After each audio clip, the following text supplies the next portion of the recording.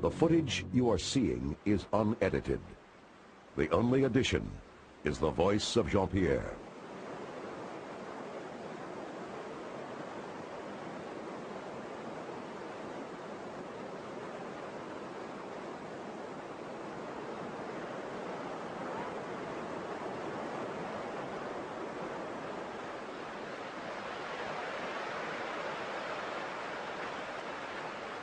According to Huawei, they don't believe that the white man exists. But if they do, that makes me one of the living dead.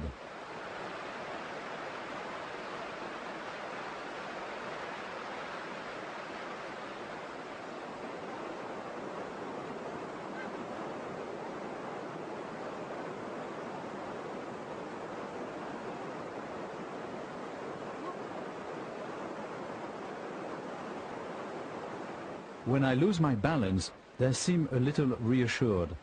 Ghosts don't fall, I guess.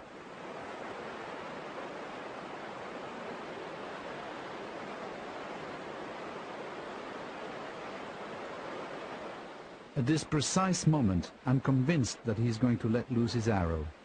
Maybe he wants to see if it will pass through my body or not.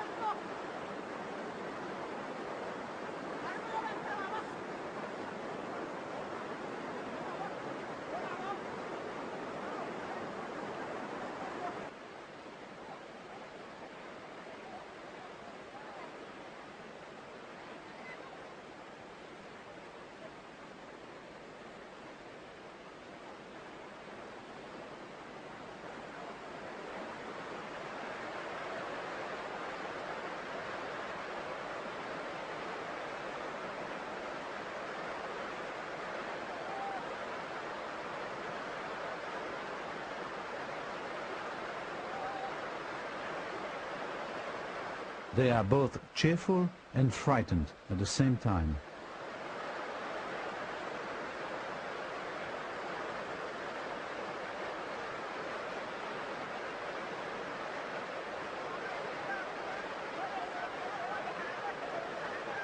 This one tells the woman to stay back.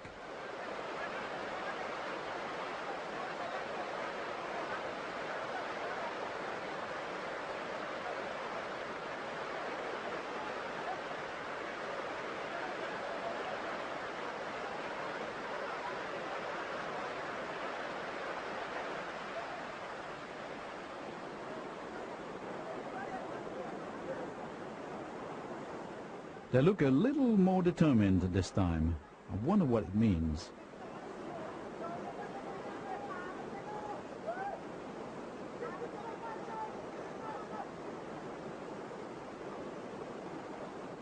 I feel it's important to show them my peaceful intentions.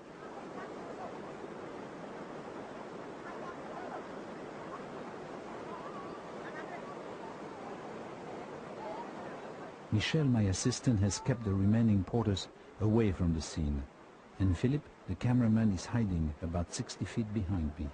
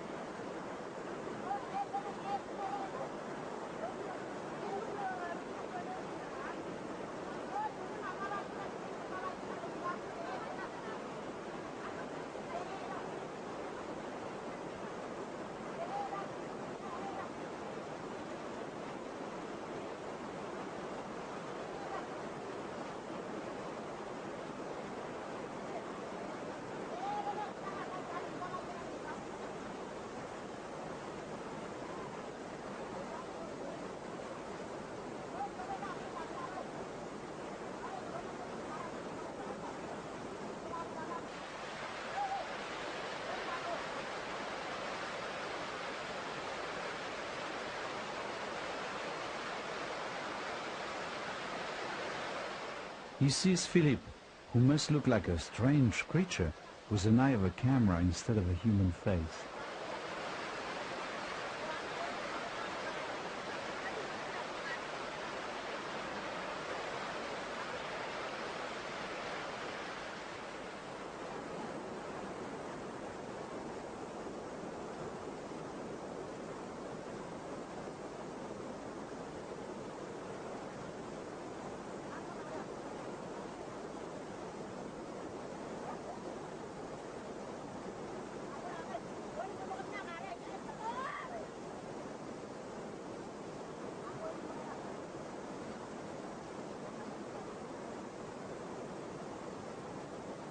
Philippe has been on previous expeditions with me, and he knows these stone axes are deadly weapons.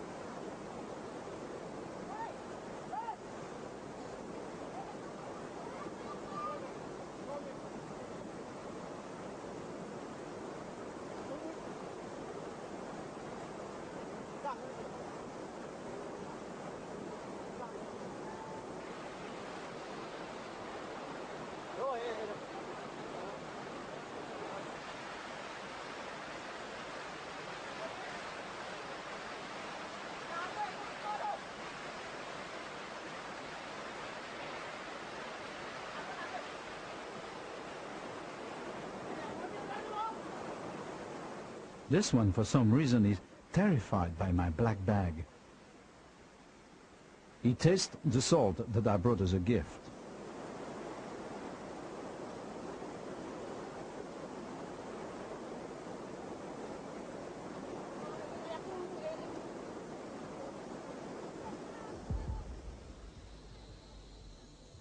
Danger. His breathing is short, a sign of fear.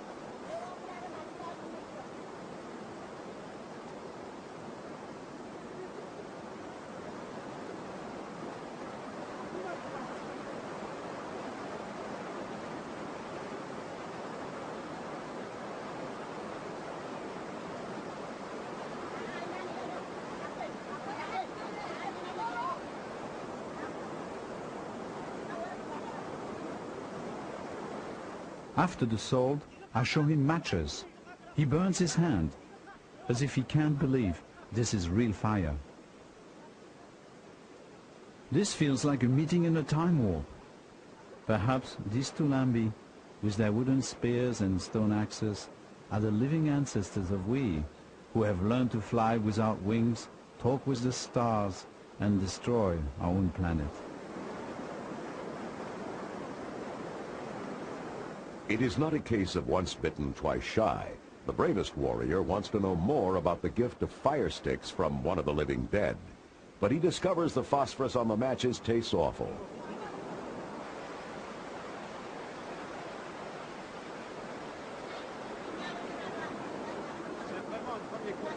The gift of instant fire seems to convince the Toulambi that Dutilleux, living dead or not, is socially acceptable, or at least is no immediate threat. With what may be one of the oldest gestures of humankind, the right hand, the weapon hand, is offered in greeting.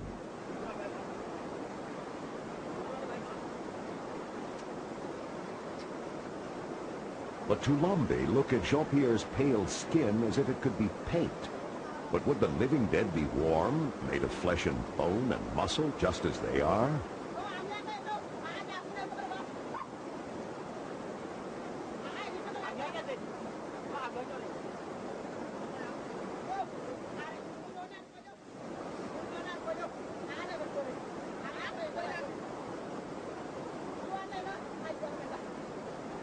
It seems like the Toulambi have never seen a white man, and that they're finally prepared to believe their own eyes.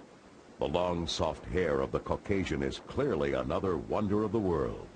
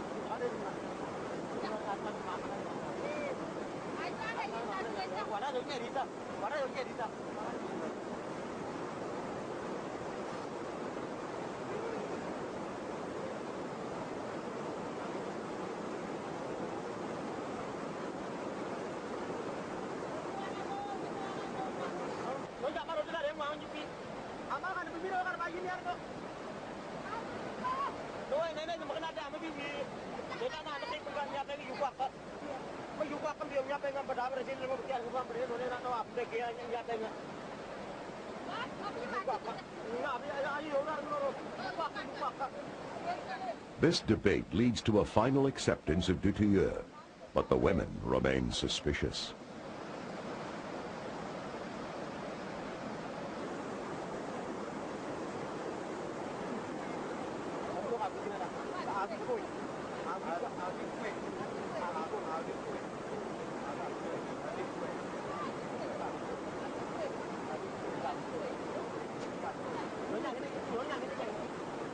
Now the Toulambi urge Jean-Pierre to join them on the other side of the river. In the next episode of Tribal Journeys, the Toulambi will confront more modern technology, and Jean-Pierre Dutilleux will make an unprecedented trip into the Stone Age.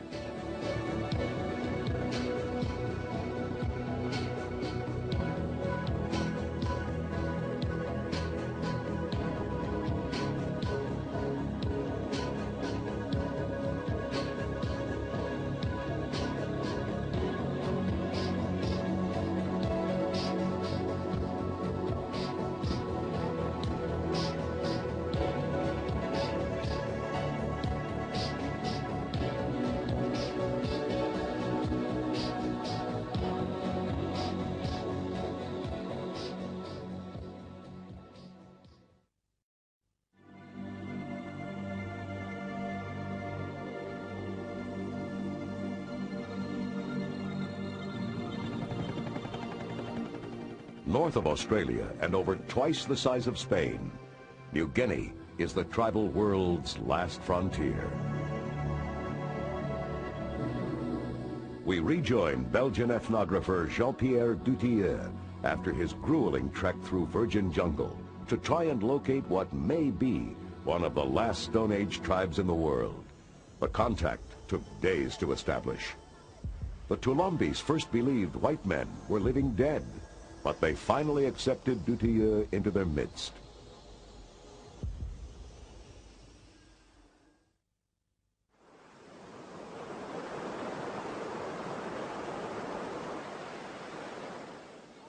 Jean-Pierre now offers the Toulambi their first matches, but they have no idea how to use them.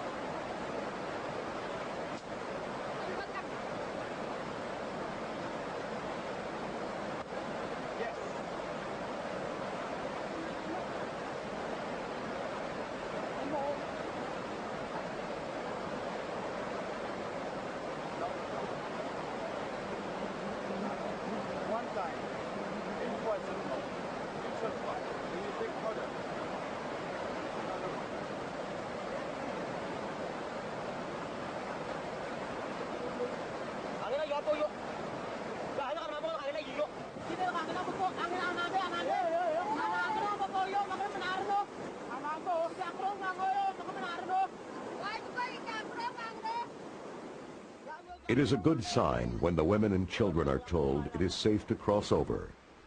Headman Wawe goes back to help them across the bridge that spans the ages. Dutilleux learns the names of the advance party, Sanjuga and Gio.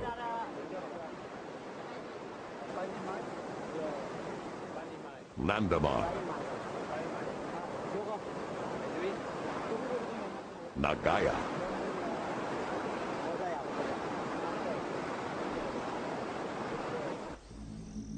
slowly, cautiously, they explore this alien land on the other side of the river.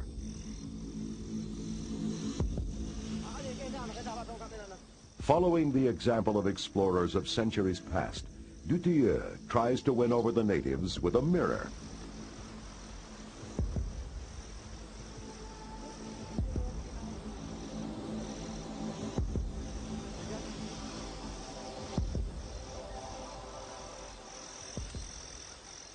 They have never seen their own image, except as a trembling reflection in rivers and pools.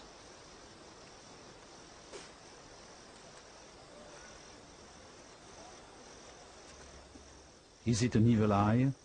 A trick of the living dead? Either way, it cannot be investigated without due caution.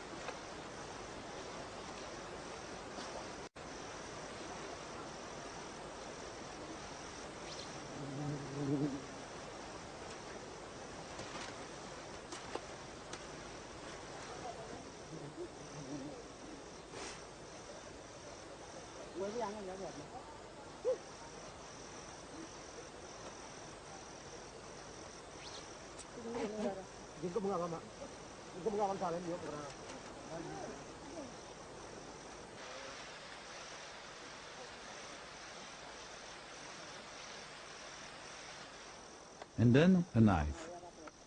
Stone Age man, short-circuiting evolution, leaping in the Bronze Age, the Iron Age, to reach the Age of Steel.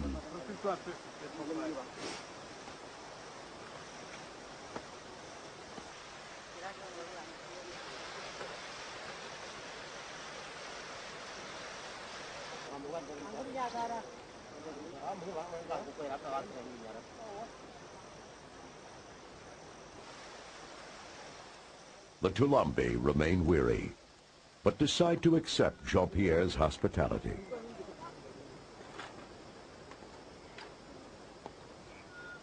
Metal plates, pots, and pans are another wonder. Rice is totally unknown. Sanjuga inspects it suspiciously.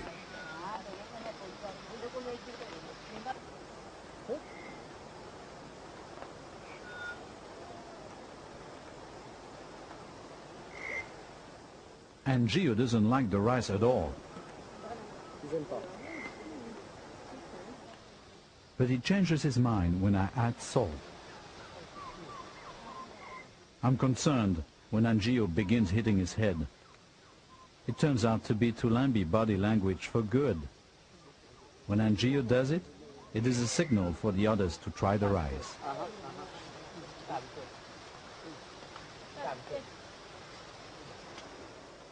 Instead of the customary scoop-shaped leaf, Jean-Pierre offers Sanjuga a spoon, but it's the rice that inspires all the head-banging. The modern idea that form follows function, that the design of the spoon will dictate its proper use, is obviously not self-evident.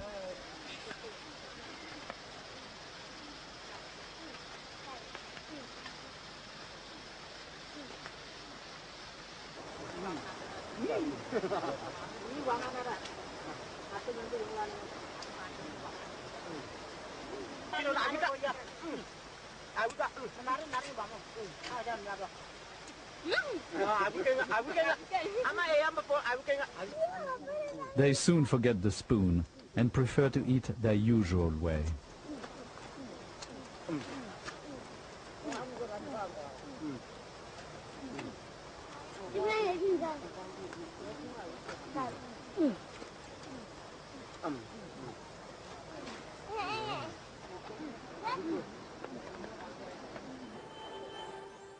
My cameraman, Filippo Tiglione, can now get close to individuals without their paying any attention.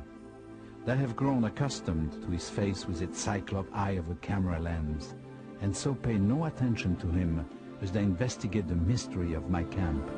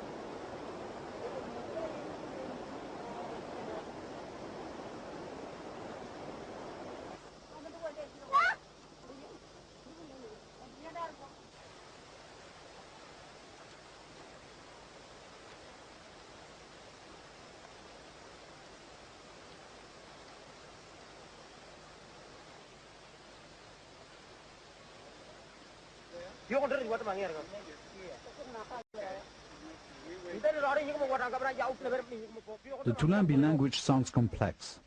At this point it's totally incomprehensible. They remain on guard. I am reassured when Angio returns the gift of fire. His way is not quite as fast as a match, but is probably more reliable in the damp rainforest. It certainly makes lighting pipes easy.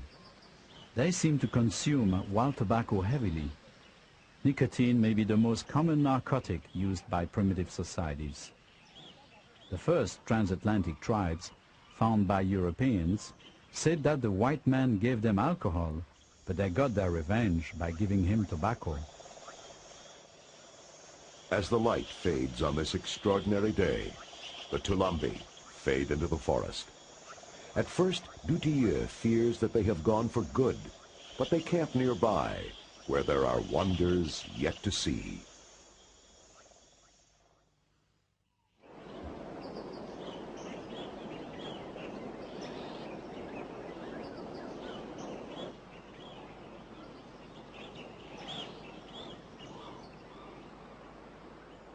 Next morning, it is Dutilleux's turn to visit the Toulambi.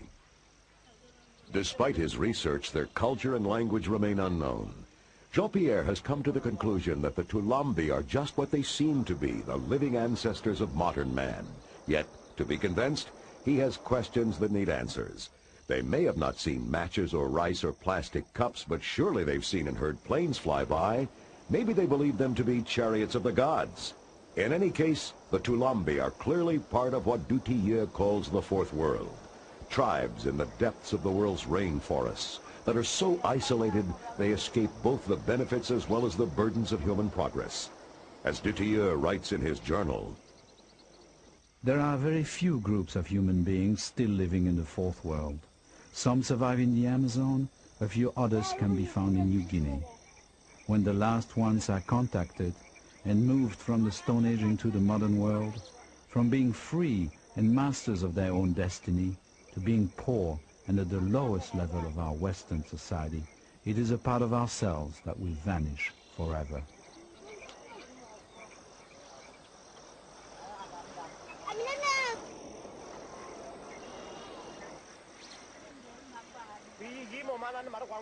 In the tribal world, paying attention to your appearance is a survival tool. The Toulambi use bamboo knives to stay well barbered. The men wear a bone from the cassowary bird through the nose, large necklaces of river shells around their necks, and bird of paradise feathers in their hair.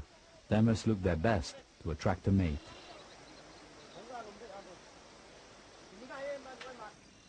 These people are hunters and gatherers. They survive by living with their environment, not off of it.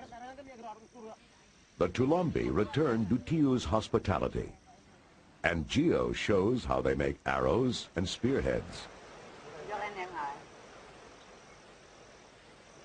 Sleep. Then Jean-Pierre gets down to work. As always in this type of situation, he uses a rudimentary show-and-tell session to begin to understand the Toulambi language. How do you call the house? Anka? Anka? Yeah. Anka.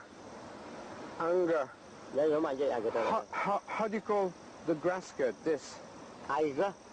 Aiga. Aiga. And the necklace, Nungwa. Necklace. Nunga. No. Nungwa. Kamka. Kamka. Kamka. Kamka. Kamaka. Kamaka. Kamaka. Aiga. Aiga. Ange. Ange. Ange. Sa. Sa. Sa. Sa. No. No. Sa is sleep. Okay. Class over. They take Jean-Pierre out into their forest.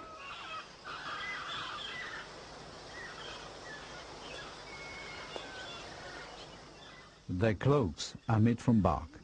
They serve as raincoats by day and blankets by night.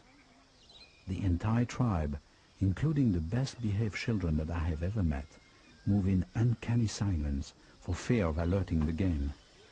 They know the migration trails of animals and the best time of year to find fish, the growing cycle of the palms, bamboo, wild fruits and the roots they rely on. They are always on the move. The rhythm of their lives is that of the jungle.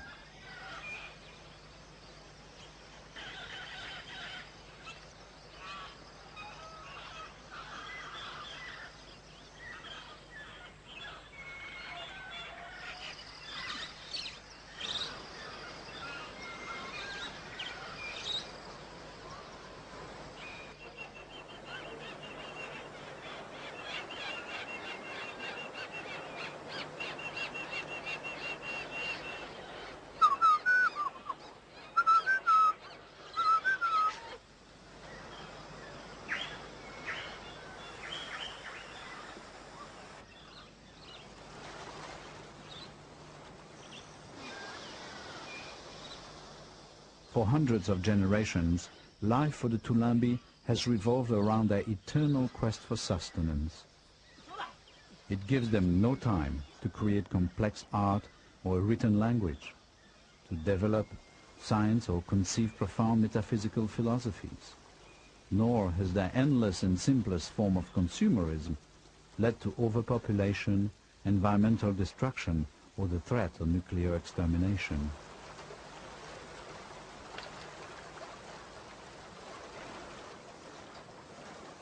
They can at least still drink their rivers. But life is short for the Toulambi. They are stalked by diseases like malaria, long conquered by modern medicine. Yes, we can help them, but at what price? If the Toulambi are brought into the modern world, they will suffer the loss of their dignity and traditions to live out their days far below third world poverty levels. Jean-Pierre has lived this dilemma for 25 years. He believes it is inevitable that these last isolated tribes will be found. He also knows that it is better if they are found by people that care enough to fight on their behalf.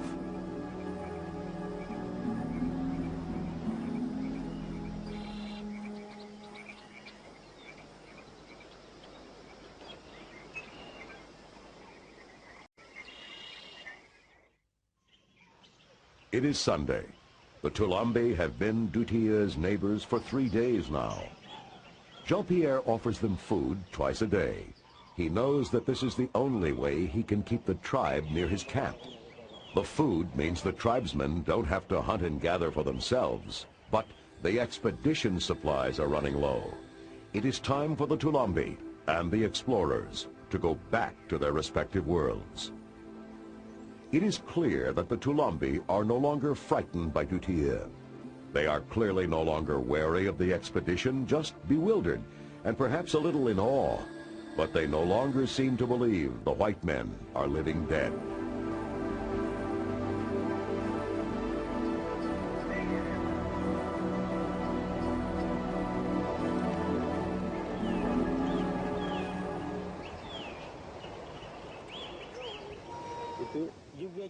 And Gio seems most eager to continue to communicate with Jean-Pierre, to show them how they live.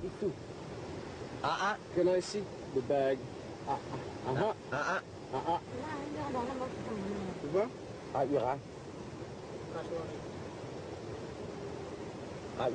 L'os de cassoir, un poignard. Et tout? Ça va? What is it? Can you open?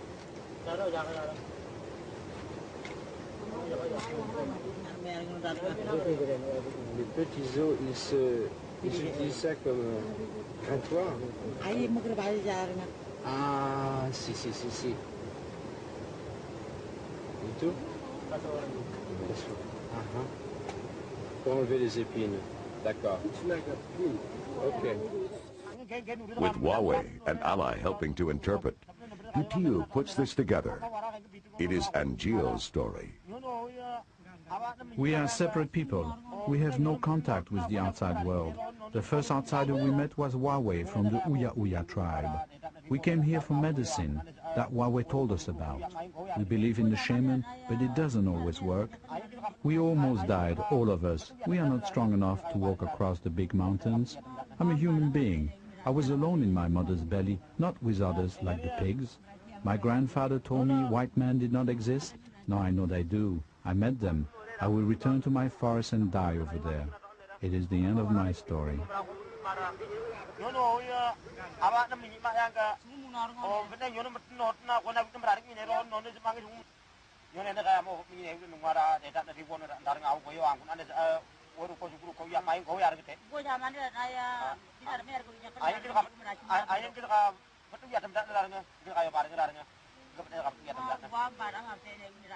Jean-Pierre will later give the tape to linguists. They will hear a language and songs never before heard by modern man.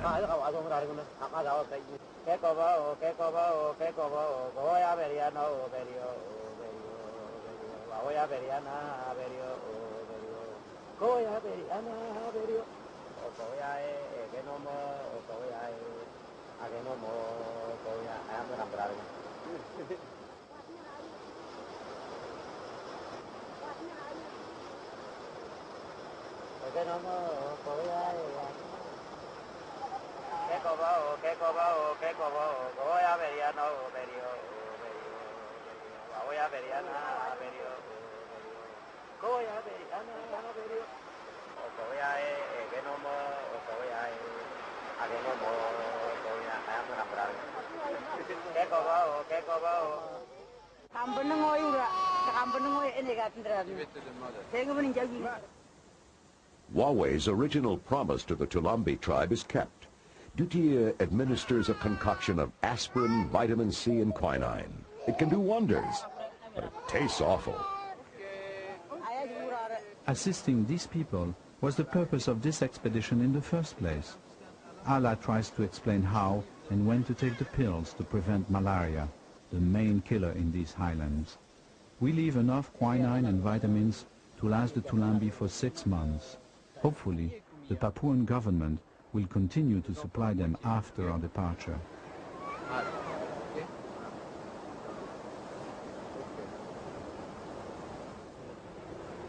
Seka umbanga ti uya ui. Okay?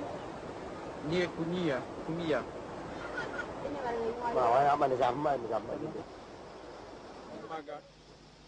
Dutia and his team spent 3 days with the Toulambi.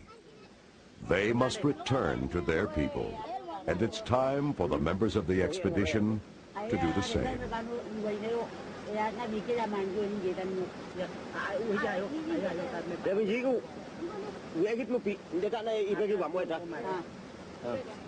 After the Toulambi have dressed for their journey, they begin to sing a farewell song.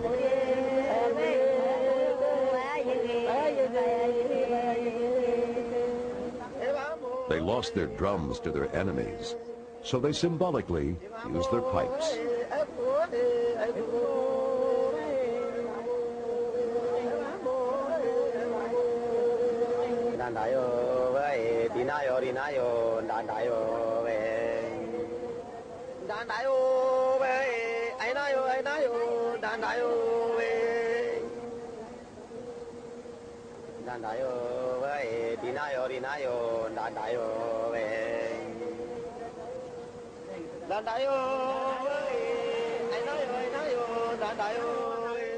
In his journal, Jean-Pierre Dutia writes, "You know, it all happened this way, but I still cannot believe what we saw.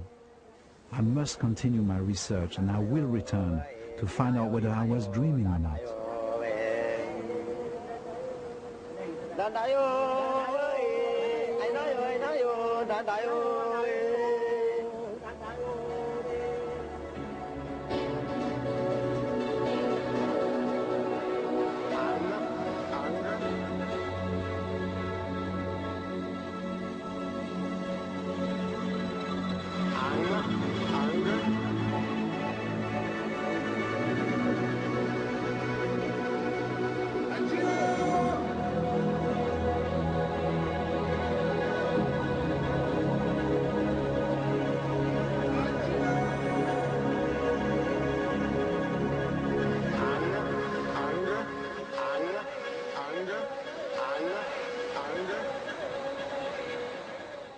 Minutes later, the bridge across the ages was swept away.